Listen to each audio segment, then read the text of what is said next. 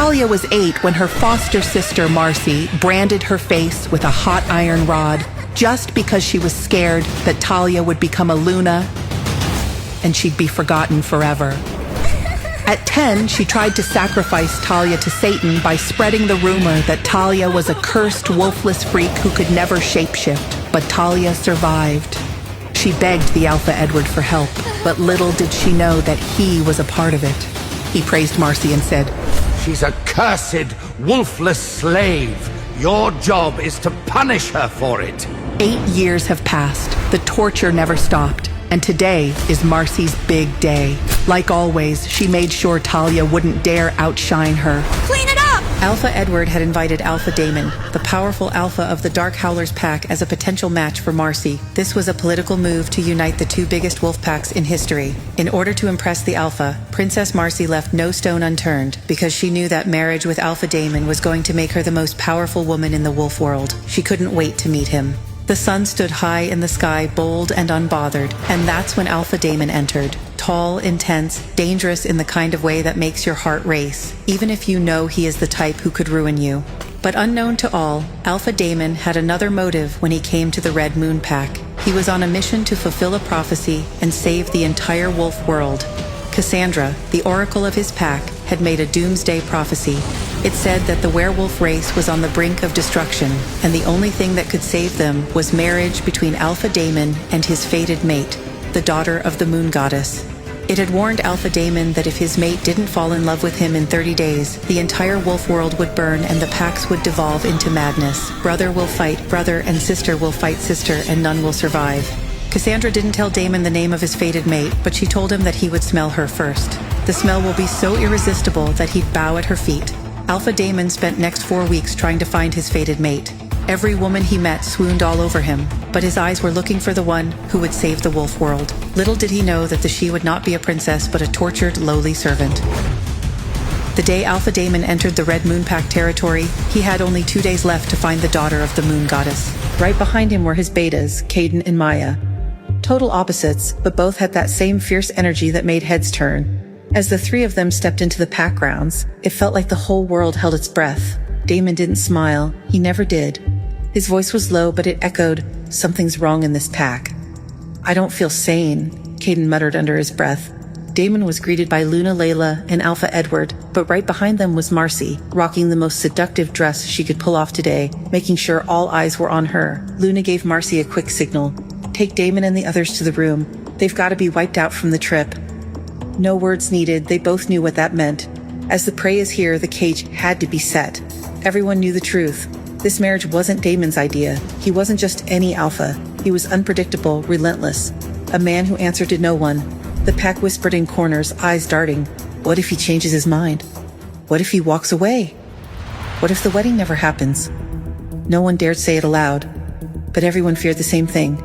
Behind all the shimmer and silk, Marcy had a mission, assigned by the elders, not just to marry Damon, but to control him, tame him, in any way necessary, even if it meant seduction. The hallway stretched long and silent as Marcy walked beside Damon, heels clicking like a countdown. Damon said nothing, eyes ahead, expression unreadable. A storm wrapped in silence. Marcy tried to match his stride, every inch of her dress to impress. She threw a quick glance his way, searching for approval, a word, even a look, nothing. Meanwhile, Talia was surrounded by Anna and a few other Omegas. Anna crossed her arms and sneered, "You don't get to rest. Take these towels and put them in Alpha Damon's bathroom, now." Her mind whispered the warning. Marcy might be there. Talia's voice shook as she pleaded, "Please, give me any other task, just not this one." But Anna snapped, "Did you not hear the first time? Or did those bruises from the last slap already fade? Want a reminder?" Talia grabbed the towels, her hands trembling, and slowly made her way toward Damon's room, every step heavy with fear. She feared Marcy's sharp words, her ruthless wrath. Not once did she dare confront her, not after the last time. Marcy stood just inside the room, heart pounding beneath the silk. She gathered every ounce of courage and finally spoke. "Hello, dear husband, dear Alpha."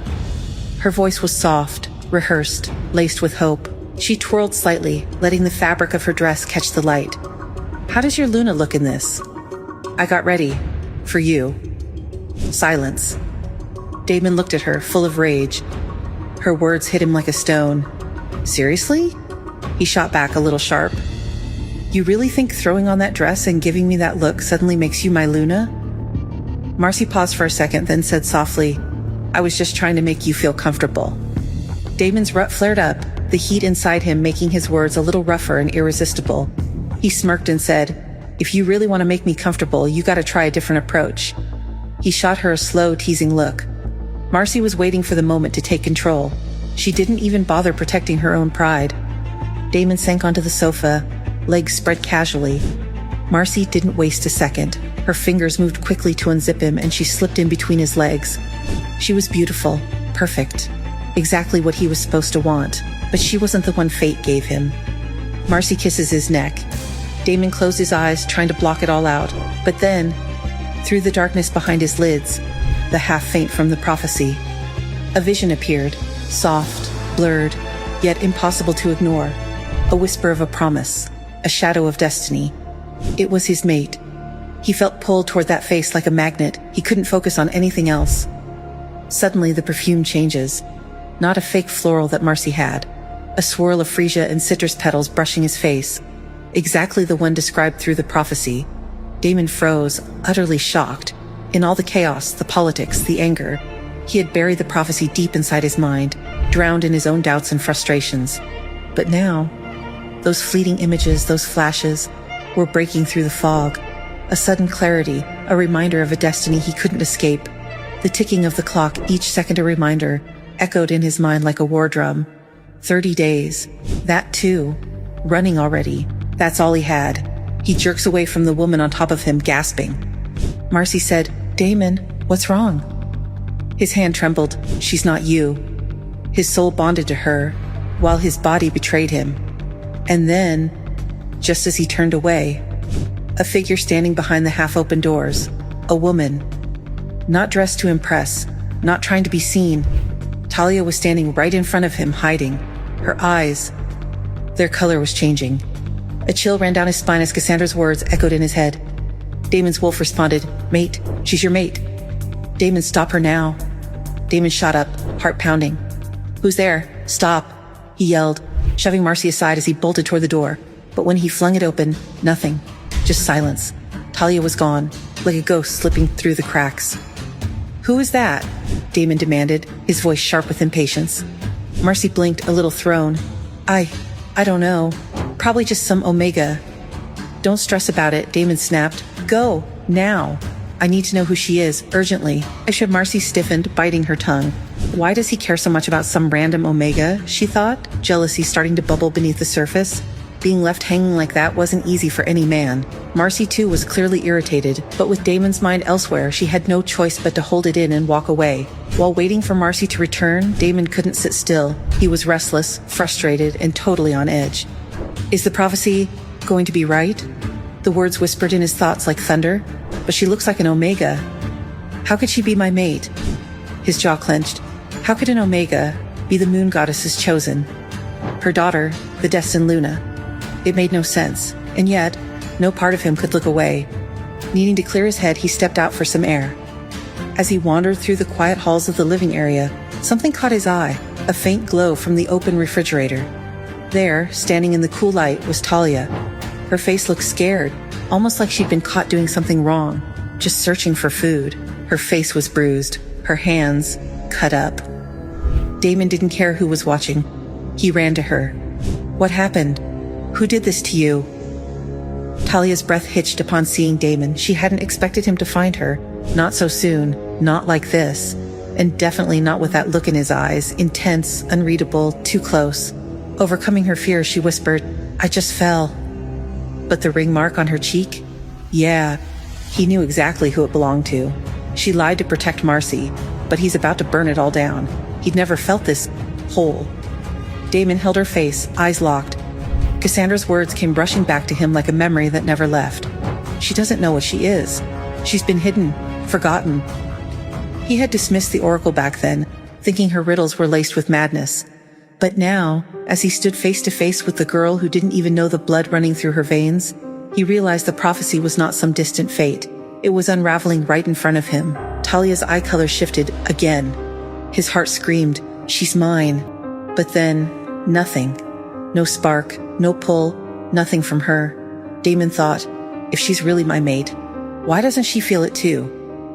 Damon couldn't tear his eyes away, but the questions came harder now. How does this prophecy even work? Is it only meant for me, not for her? Damon stepped closer, his eyes locked on hers, intense and steady. He lifted her chin with a gentle touch. No words. Their lips met, soft at first, then deeper. Time slowed. She froze, half scared, half. Something else. She wasn't ready to face him. Not after everything. Talia didn't think Damon would show up this soon. Her heart dropped, but those eyes, they still pulled her in. When they parted, Damon's forehead rested against hers. "This is real," he whispered. "We'll figure it out." Talia's heart fluttered wildly, but her eyes stayed wide, unsure what to feel. She didn't know what that meant, but her stomach fluttered like never before. Talia turned and ran. "Wait!" Damon called out, but she was already gone. Just her scent, fading. By now, after their closeness, the soft brush of her skin, the way her scent clung to his senses. Damon knew. There was no mistaking it anymore.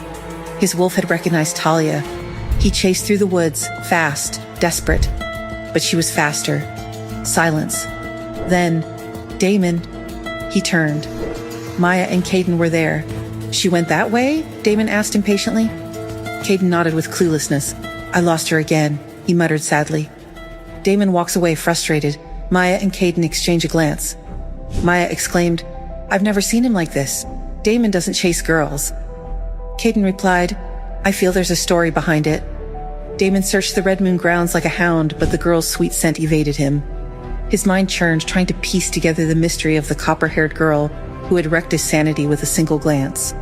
This wasn't just about love, or power, or rebellion against the elders. This was about destiny, about the prophecy that spoke of a Luna with fire in her soul and light in her blood.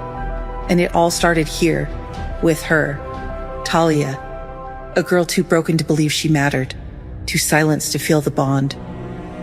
Damon whispered, "I would show her. I would awaken her wolf. I would make her feel it. The future of the wolves is written in our bond, the 30 days assigned to me. They're already slipping away, and she..." He clenched his fists, frustration burning in his chest. "She's not convinced, not even close. She doesn't trust me. She won't look at me the same." Each time he reached for her, she pulled farther away, vanishing like mist. Damon had searched every building, every hallway, yet she was gone. His frustration gnawed at him. He threw the bedroom door open without thinking, and froze. Norah was already there, draped across his bed like she belonged, wearing nothing but a wicked smirk. "I figured you'd need company," she purred, stretching, letting her fingers trail across his pillow, marking her territory. "Rough night?" Damon exhaled hard, his fists clenching at his sides. The girl's scent was still in his head, citrus and freesia, clinging like a curse. But Norah smelled of want, willing, available, a distraction. That's all he needed. That's all this was. He closed the door with a snap and stepped toward the bed, gaze dark and unreadable. "Shut up," he growled. Then he grabbed her and poured out all the heat he had upon Norah. Damon sat on the edge of the bed later, running a hand through his damp hair. The shower hadn't washed away the frustration, nor the bitter aftertaste of what just happened. Norah was already gone. He glanced down and saw a pair of torn panties near the foot of the bed. Not Marcy's, Norah's. His lip curled. Perfect. Just another mess to clean up. "You're a damn fool." His wolf's voice slithered into his mind, thick with disgust. "Did that make you forget her? Did she feel like our mate?" Damon clenched his jaw. No. Norah had been warm, willing, everything he should have wanted, but it had been empty, pointless. The moment his release faded, the hunger in his chest only grew sharper. His wolf sneered, "I warned you, she is the only one who can satisfy us." Damon growled under his breath. He didn't want this to be true. He didn't want to need the girl with the copper-colored hair. And yet, he did. If he was ever going to find peace again, he needed to find her. His frail, elusive mate. The Omega who kept slipping through his fingers. The night hadn't brought rest for Damon. Only visions. Visions of her. The copper-haired girl, the prophecy and the words of Cassandra and the tickling of the 30 days clock. Hands clawing at her. bruising her delicate skin, dragging her into darkness he couldn't reach. He didn't even know her name. "Are you awake?" He sent the mind link sharp and fast toward Caden and Maya. "We are now," Caden grumbled back, half asleep. Maya's tone sharpened instantly. "Did something happen?" "Caden, my room, now." The link cut. No more explanations. Both Maya and Caden rushed to Damon's bedroom. Damon's voice cut through the quiet room like a blade. "As I've told you before, have you found anything? Any flaw? Any history of Marcy that I can use to reject her?"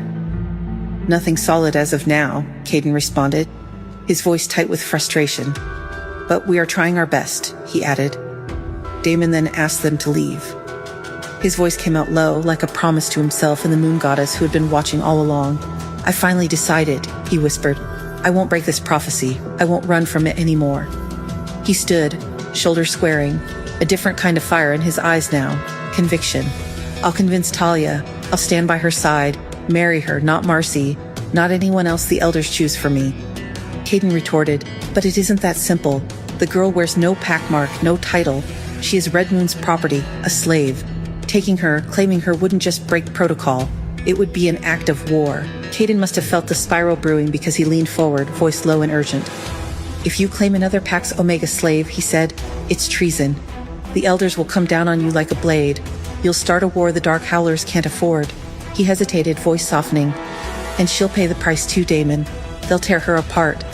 Damon stared out at the rising sun where jaw clenched so tight it ached. He couldn't touch her. He couldn't want her. He couldn't even breathe around her, but he couldn't leave her either. Unless... An idea bled into his mind, sharp and merciless. A contract. A marriage contract had the power to override pack ownership. It would erase any claim the Red Moon Pack.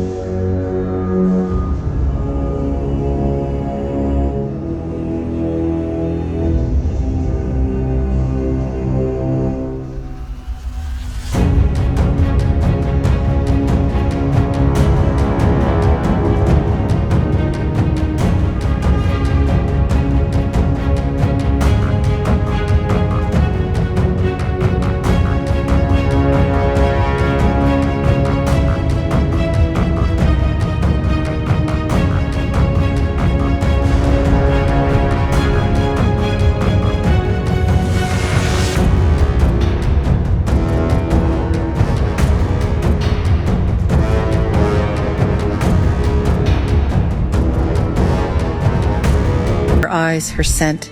She was real. She had to be. His wolf knew it, felt it. Just as Damon was moving through the alley, a sharp gust of wind brushed past him, carrying something that made his wolf freeze mid-step, a familiar scent. It was Norah, someone who thrived on stealing what wasn't hers. She traced a finger slowly down her thigh and purred, "I've been waiting for you, Alpha." Damon's jaw clenched, fury simmering beneath his silence. Damon's rut hit him hard, waves of heat and tension he couldn't control. He took a step towards Norah, but suddenly the same haunting face flashed before his eyes, stopping him cold. Damon's voice cut sharply, "Do you know who that copper-colored hair girl is?" Norah's confident mask flickered. No man had ever slipped past her before. Still, she forced out, "Yes, that's Talia." He asked with his voice sharp, "Take me to her." And Norah had no choice. Damon's patience snapped. He threw the attic door open. The light inside was low, just a pale blade of moonlight through a cracked window.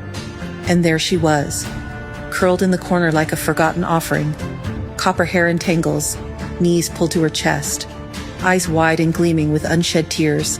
He stopped breathing. "You..." His voice cracked. He cleared his throat. "You're probably wondering why I'm here." She didn't answer, just pressed herself tighter against the wall, shrinking as if expecting a blow. It gutted him. "I won't hurt you," he said quietly. "Not like them."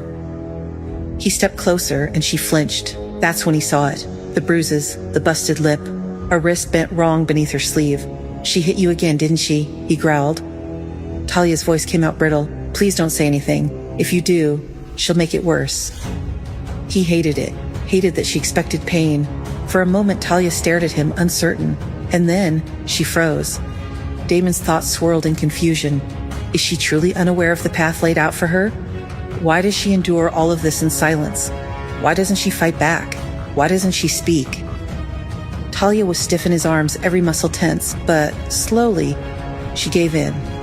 Her forehead dropped against his collarbone. Her breath hitched. Her scent, heat-laced, sharp, addictive, wrapped around him like wildfire. His wolf whimpered. Then he felt it, her body twitching in discomfort, the twisted wrist. Damon gently took her hand. When she tried to pull away, he held it steady. It's okay, let me help. And then, without thinking, he brought her wrist to his lips and licked the wound. What are you doing? Healing you, he murmured. Alpha saliva accelerates recovery. It's instinct. I didn't mean to scare you. She stared at him, lips parted in shock. You're licking me. He smiled faintly. Yes, and you're lucky. Normally I charge for this kind of intimacy. She flushed, eyes flickering with something else now. Confusion, heat, shame. I don't understand, she said softly. Why are you doing this? And then her voice cracked. Why would you help someone like me? I'm nothing. I'm a wolfless omega. I don't even belong to myself. Her words hit harder than any blade. He felt her breaking in front of him and couldn't stand it. You're not nothing, he said fiercely. Don't ever say that. Damon whispered in her ears, I wish I could tell you who you are, what you're meant to become, what the prophecy says about you. But maybe it's better this way. Maybe you're meant to discover it on your own. He paused, swallowing the ache in his chest. Forget it. She shook her head. I have no wolf, no family, no future. I'm not a Luna. I'm not even a person to them. I'm dirt on their boots. No. He gripped her shoulders gently. You're not. As her voice rose, something shifted in the air. Her body trembled. Her skin flushed like soft moonlight. Her eyes flared, silver, bright and glowing. Talia, he breathed. You have to calm down. You're not just in heat. You're awakening. What's happening to me? She cried, terrified. He took her face in his hands. It's your blood, he said. The goddess's blood. It's inside you. You're not wolfless. You are sacred. The air shimmered around her. She looked like she might come undone. But Talia had no conviction upon his words. The clock is merciless, he muttered, staring out at the blood-red sky. And I'm running out of time. To make her believe in me. To make her believe in us. To save this entire wolf world. Please, he said. Breathe. Just breathe. He held her until the glow dimmed, until the room settled. Damon's gaze remained fixed on Talia, as the storm that had raged inside her moments ago was now receding, but its aftershock still lingered in her eyes. The silence between them was heavy, thick with words unspoken. He watched her closely, not just the way her chest rose and fell with the remnants of panic, but the way her shoulders curled inward, as though shielding herself from the world that had never been kind. For a moment, Damon didn't speak. He couldn't. Something inside him twisted, an emotion he wasn't used to feeling. His breath caught in his throat as his eyes scanned the bruises marring Talia's delicate skin. Each mark was a story of pain, each shadow on her body a silent scream. Talia, he whispered, voice hoarse, why do you bear all this? You weren't meant for this life. You weren't meant to suffer like this. Talia didn't meet his gaze. Her voice was low, flat, almost lifeless. Because I don't have a choice, Damon. This is the only world I've ever known. If I fight back, if I rebel, they won't just punish me. They'll end me. Damon stepped closer, the fury in his chest battling the desperation in her eyes. He cupped her face gently, afraid even his touch might add to her pain. Then come with me, he said softly but firmly. Leave all this behind. Come to my pack. I'll protect you. I'll give you a new life. Talia's breath caught in her throat. The silence between them grew thick, suffocating, as if time itself had paused. She took a step back, her body stiff, her eyes locked on Damon, not with awe but with disbelief. Her voice trembled as she asked, Are you sure about what you're saying? Damon didn't flinch. He met her gaze head on with his voice steady. I've never been more sure of anything in my life. He stepped closer, lowering the contract slightly, as if bearing his heart along with it. These are not just words, Talia. They're my vow. Take this, and come with me. Let me give you the life you were always meant to have. This contract wasn't just an assurance for Talia. It was Damon's calculated move cloaked in sincerity. To her, it was a promise, a written vow of protection, dignity, and a chance at a life beyond chains. But to Damon, it was also a weapon sharp and silent. By marrying her, he would mark her as his own. not just in the eyes of the moon goddess, but in the binding law of the wolf packs. Once Talia becomes his property, no pack, not even Red Moon, could claim her, harm her, or stake authority over her without declaring war on the fiercest alpha alive. It was a political shield and a personal plea. 2 games, 1 move. He needed to gain Talia's trust urgently, but he also needed to protect her without igniting chaos across the territories. And this contract? This was how he'd do both. Talia's breath hitched. The room felt still, like even the air was holding its breath, waiting for her to choose. To keep running from pain, or to take a terrifying leap towards something unknown. 30 days. That was all the moon goddess had granted. And now, the final grains of time were slipping through Damon's fingers. Will Talia sign the contract Damon offered? Will she trust Damon after all her past experiences? Can this shattered girl become the salvation the wolf world needs? And if she doesn't, will Damon let the world burn, or will he burn first?